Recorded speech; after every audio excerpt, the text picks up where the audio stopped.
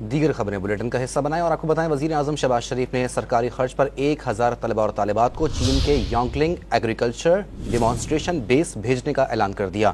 وزیر اعظم نے شانشی کے پارٹی سربراہ سے ملاقات میں اعلیٰ چینی قیادت سے ملاقاتوں کو کامیاب قرار دے دیا۔ ہر مشکل وقت میں پاکستانیوں کی بھرپور مدد پر چینی عوام کا شکریہ بھی ادا کیا۔ وزیر اعظم نے باور کرایا کہ برآمدات میں اضافہ اور بیرونی سرمایہ کاری کا فروغ حکومت کی اولین ترجیح ہے۔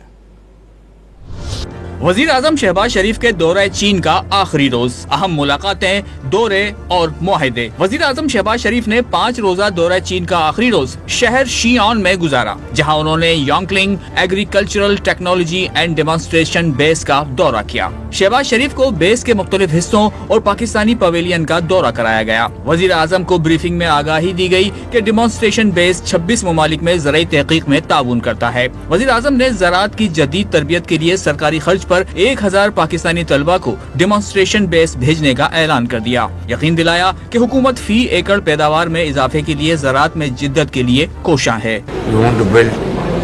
A campus, but not of this size, but of a smaller size in Pakistan, with all these interventions which we have here.